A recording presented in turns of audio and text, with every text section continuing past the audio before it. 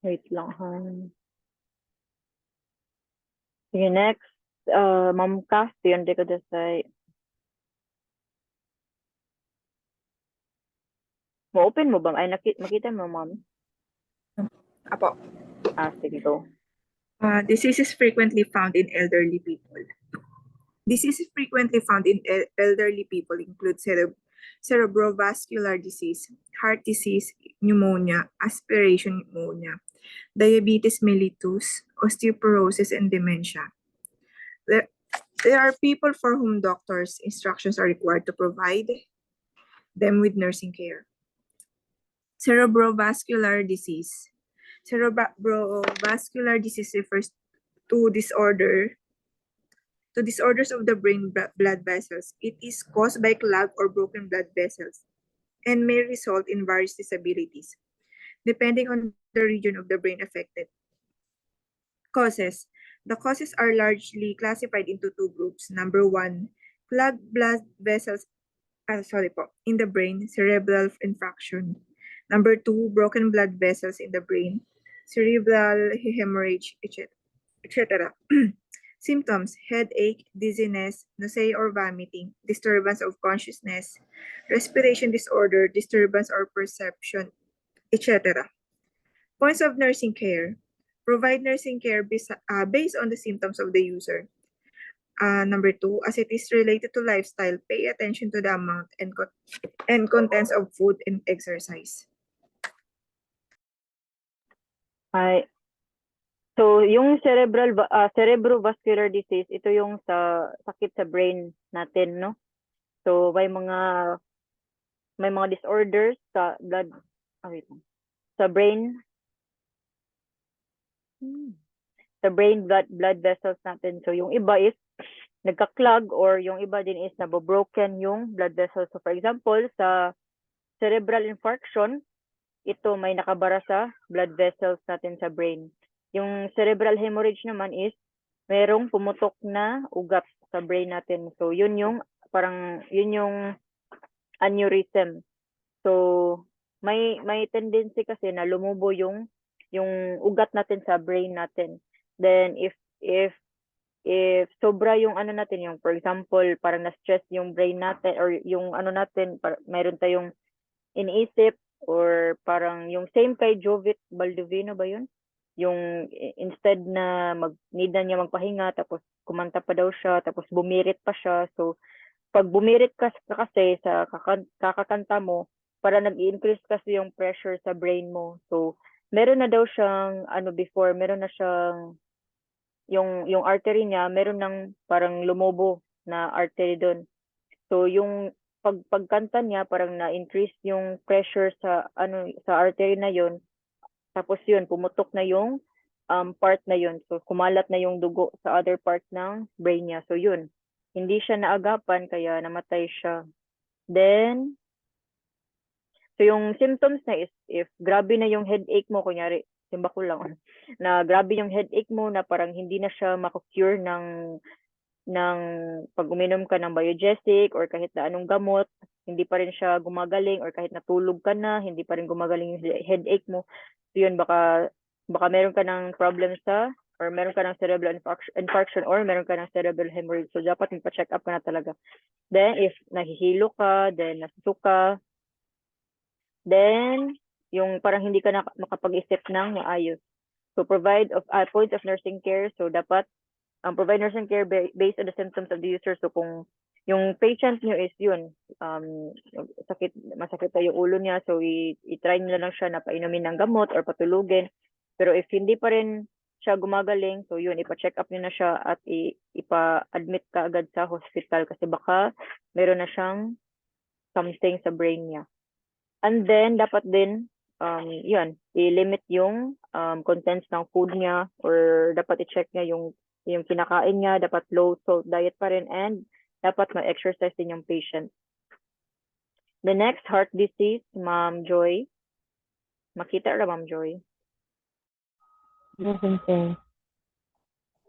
Heart disease. Heart disease is caused by clogged blood vessels and others. Causes: hypertension, diabetes mellitus, mellitus, changes in coronary arteries, etc. Blood vessels of the heart get narrower, and angina pectoris. Blood Angina. vessels of the heart get angina pectoris. Blood vessels of the heart get clogged. Myocardial infarction. Functions of the heart get reduced. Heart failure symptoms. In the case of angina pectoris, a momentary lack of oxygen will cause chest pain, etc.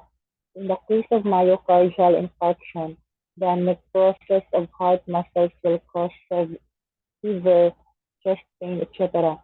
In the case of heart failure, symptoms include a feeling of smoth- smothering, palpitation, shortness of breath, malaise, edema, weight gain, decreased urine volume, etc. Signs of nursing care. It is necessary to refrain from taking salts and fluids in case of edema and or weight gain. If the user is having difficulties in breathing, have her stay in bed and assume a position that will help reduce the burden on the heart. Ay. So ito din sa heart disease, 'di ba? Sa kanina sa brain, meron siyang ganito. Sa heart din meron ding ganyan. So sa angina pectoris, yung blood vessels natin is parang lumiliit siya. Then sa myocardial infarction naman na sakit, merong nakabara na something. So for example, pwede merong nakabara doon na namuong dugo or pwede din mga cholesterol, ganyan. So sa heart failure din naman, functions of the heart gets reduced. So parang yung, 'di ba, alam naman natin na yung function ng heart is nagpa-pump siya ng blood. So may tendency na weak na siya mag-pump ng blood, ganyan. So nagka-cause siya ng heart failure. Then sa angina pectoris, so momentary lack of oxygen will cause chest pain.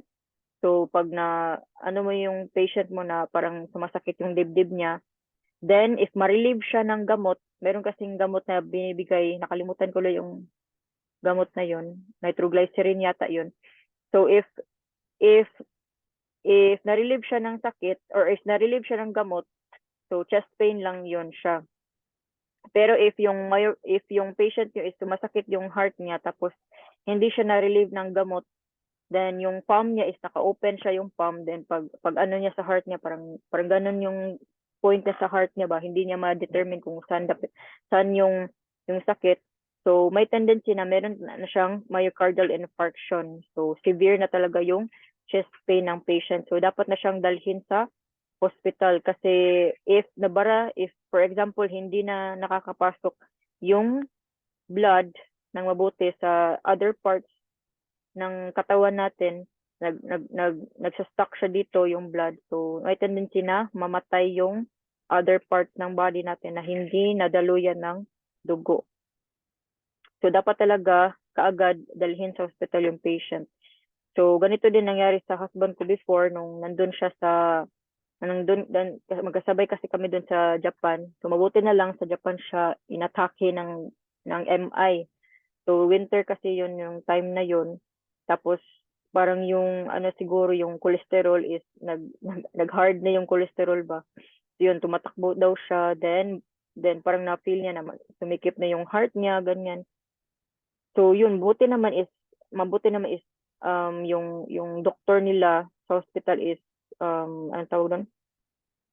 Yung mabilis yung action niya ba. So yun, dinala kaagad siya sa hospital. Tapos dun, hindi kagaya dito sa Philippines na kailangan mo pa maghintay ng ilang hours para maoperahan, ganyan. Dun, pagdating kaagad nila sa hospital, in-interview lang siya ng konti. Tapos yun, dinala na kaagad siya sa operating room. Tapos yun, inano kaagad siya, inoperahan na kaagad siya. So buti na lang talaga na madali yung pag-opera sa kanya kasi baka if mag-take pa daw yun ng ilang hours, baka simba ko maano na siya, matsugi na yung patient or yung husband ko. So yun, buti na lang talaga na nangyari yun sa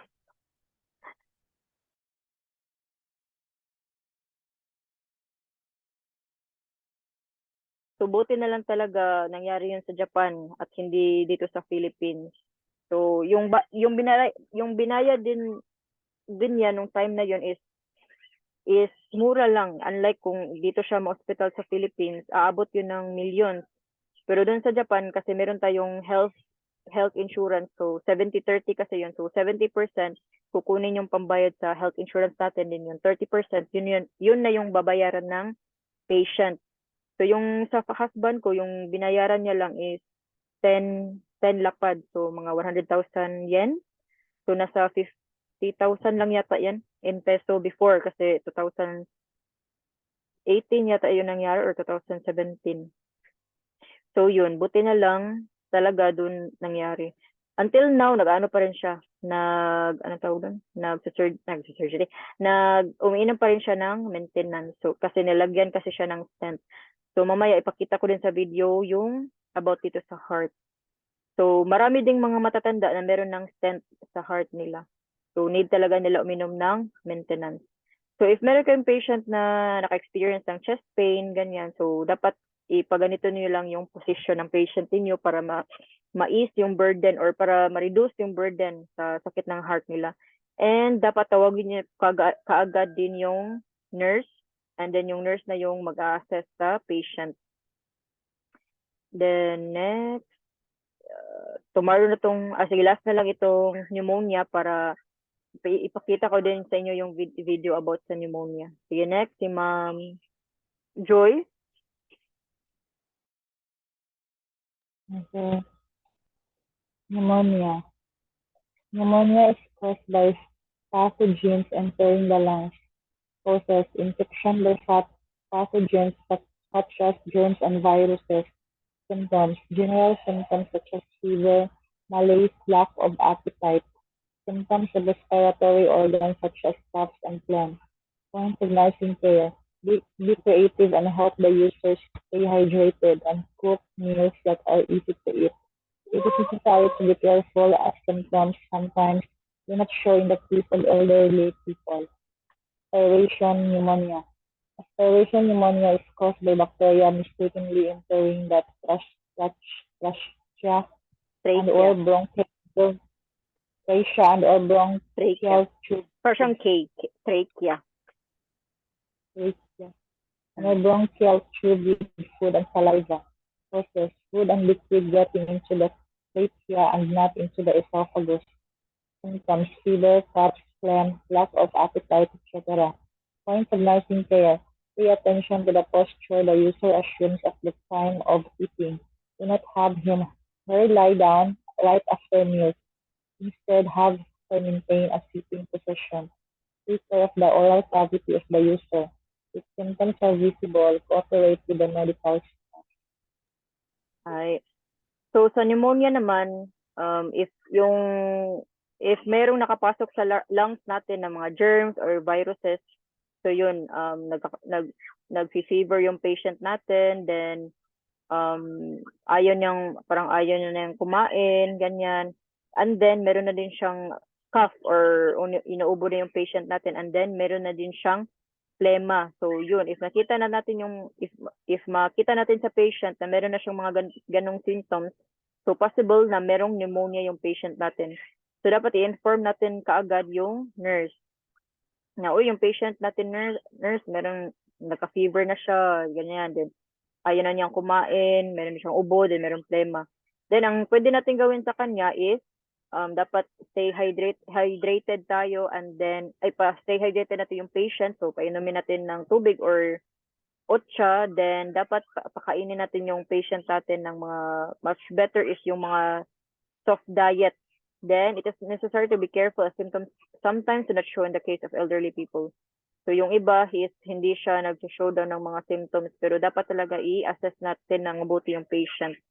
Then sa aspiration pneumonia naman, yun yung food or saliva na nakapasok sa trachea instead na sa esophagus. Diba nakita nyo kanina sa video na yung food natin, papasok siya diretso sa esophagus. Pero may tendency na pag nabilaukan yung patient natin, pumapasok yung food or yung liquid sa trachea. So yung trachea is papunta siya sa lungs natin. So pag merong abnormal na nakapasok or parang foreign body or parang alien na nakapasok sa lungs, mag-produce yung lungs natin ng parang ipa-fight niya yun ba na uy, parang alien to sige ano natin, parang patayin natin yung alien, something like that. So yun, yung bacteria enter the lung with food and drink, so nag-inflame yung lungs natin. So yung iba din is nagkukos siya ng phlegm, grabe yung phlegm, yan. And then nag-fever din yung patient natin. So dapat after eating, so dapat if magpakain tayo ng patient natin, huwag nating madaliin yung patient, huwag nating madaliin yung pagsubo sa patient natin. Dapat hintayin talaga natin siya na natapos siyang kumain. So same sa amin before sa Japan, meron talaga kami patient na umaabot kami ng parang 1 oras kakahintay sa kanya, pagsubo sa kanya. So hindi mo na maaalagaan yung ibang patient kasi nakafocus ka lang sa kanya, ganyan. So medyo waste of time din, tapos boring. Kasi yun lang ginagawa mo. Unless merong TV, so pwede ka din manood ng TV while nagpapakain sa patient mo. And then bawal mo din siyang kausapin para hindi mabilaukan yung patient mo. And then dapat after kain ng patient, i-ano mo siya kaagad, yung linisan mo yung oral cavity niya, ipa-toothbrush mo ba siya or ipa-gargle para yung if ever na may maiwan na food sa bibig niya, hindi niya malunok yun if matutulog na yung patient, kasi yun tendency din na baka mapunta sa lungs niya kasi baka malunok na habang natutulog siya. And then dapat at least 30 minutes to 1 hour bago nyo ipahiga yung patient nyo after meals. So ano ko yung mga videos, guys, wait lang, i-ready ko muna.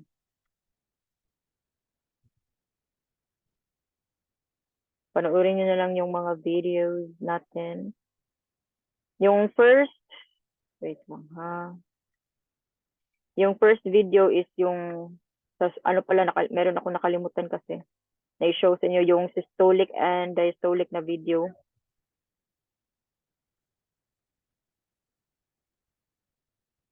Last time. So, i-show ko muna first yun.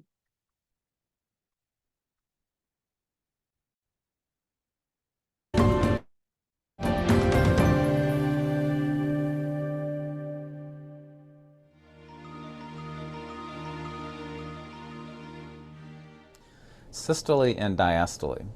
Systole and diastole are two terms that you'll hear about the heart. Sometimes you can think of systole as the work of the heart. Systole is when the heart is squeezing the blood out to the rest of the body. And you can think of diastole as the blood coming to the heart when it's totally relaxed and the heart's filling back up, getting ready to squeeze the blood out again. It reminds me of one of my mentors whose house I went to, and as you're entering the gate it said diastole. As you're exiting the gate it said systole. So I guess we can think of systole as going to work and diastole as resting. It also correlates with the blood pressure. The blood pressure is highest during systole because that's when the blood is squeezed out of the heart in a bolus fashion, and you measure the blood pressure in the blood vessel, it's the highest blood pressure at that time. In diastole, that's when the heart is actually resting. It's not pumping the blood out, and at that point the blood pressure is the lowest possible in the blood vessel, and that's where you get your diastolic blood pressure, sometimes called the lower number in the blood pressure.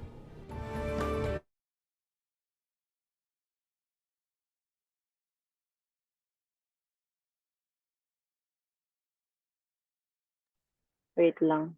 Ano ko yung isa. Next is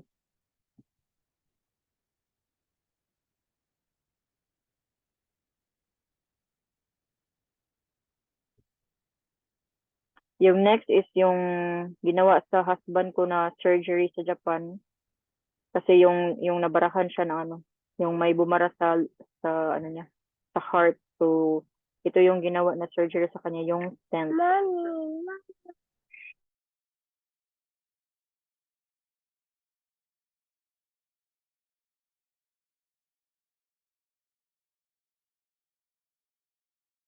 This animation is brought to you by the Smart Image Base, a subscription website where you can download thousands of medical images and videos to use in lectures, courses, presentations, professional training, and more. For more information, click on the link in the description.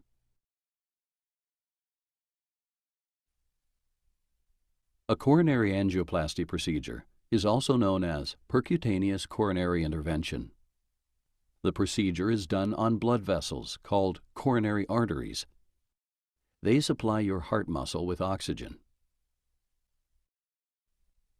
The goal is to restore blood flow if a substance called plaque has significantly narrowed these vessels.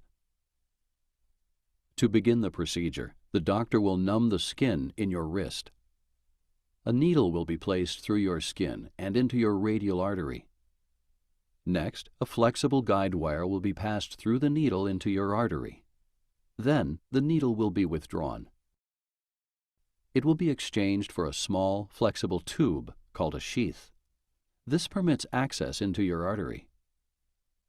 You may feel pressure when the doctor inserts the sheath, but you will not feel it moving inside your artery. Next, the guide wire will be advanced up to your heart.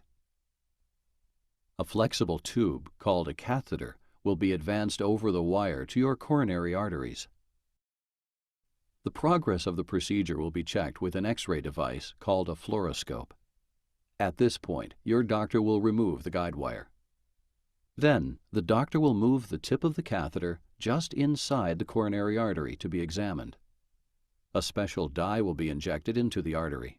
This allows your doctor to view it better with the fluoroscope. The dye will make any blockages in the artery stand out.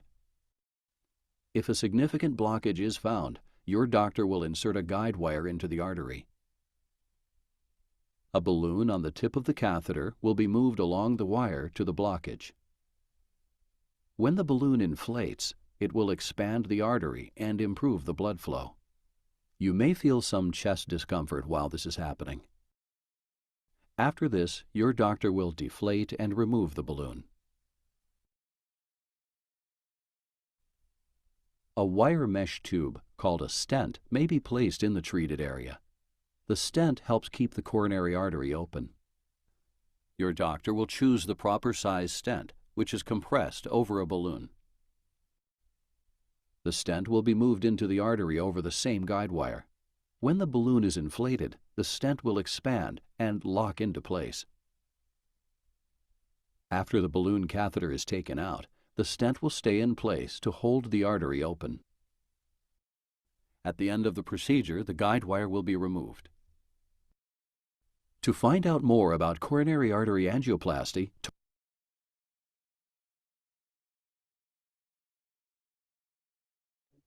Next, yung ano guys, wait lang ha. Yung sa arteriosclerosis, yun yung sa bumabara sa blood vessels natin.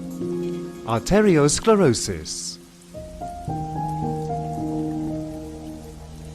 There is an apparent coronary artery network in the human heart. On a zoomed view of one of the coronary arteries, 3 layers are seen. These are tunica externa on the outer, tunica muscularis in the middle, and tunica interna layer at the inner.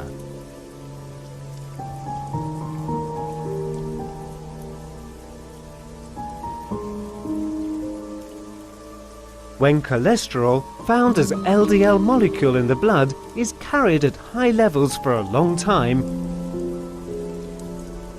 these cholesterol molecules precipitate on the artery's surface. Then it leaks through the gaps of the epithelial cells.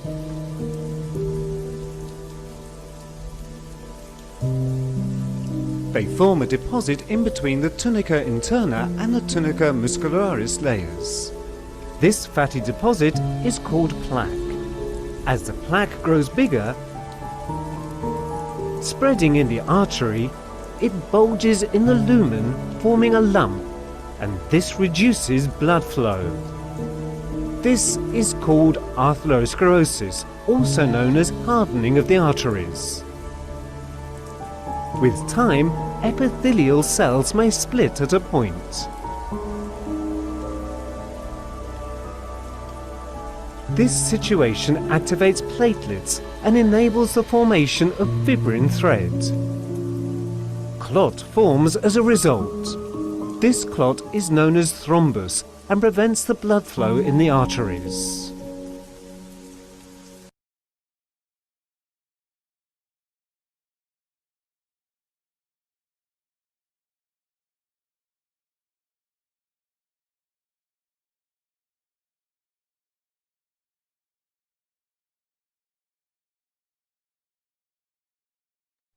Next is yung sa aspiration pneumonia. Aspiration pneumonia is a type of pneumonia that occurs when bacteria is aspirated into the lungs. We created this video to cover the medical definition and provide a brief overview of this topic. So, if you're ready, let's get into it.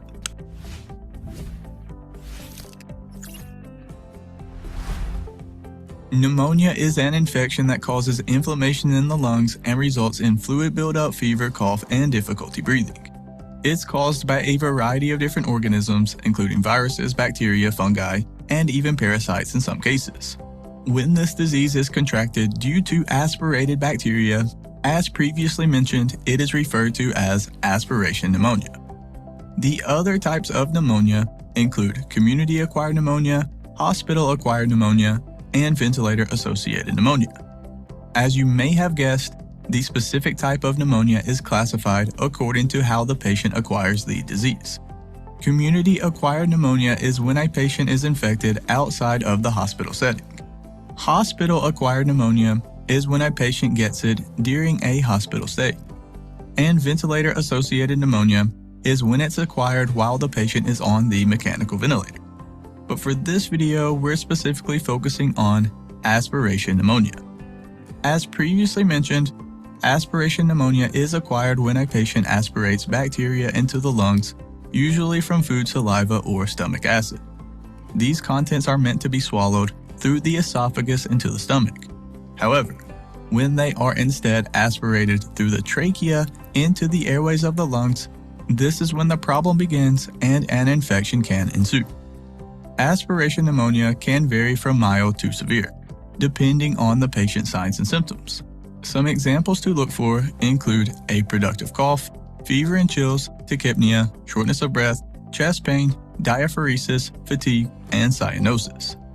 Being able to recognize the signs and symptoms is important for the diagnosis, treatment, and patient outlook. Speaking of treatment, pneumonia in general should be treated on a case-by-case basis.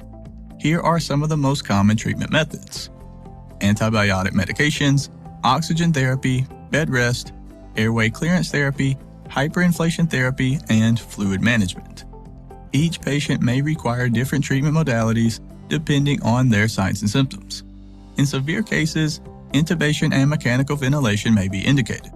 But again, for this video, we just wanted to provide you with a brief overview of this topic. We'll be breaking it down into much more detail in a separate video. And just a quick reminder, we are not doctors. This video is for informational purposes only. But real quick, if you don't mind,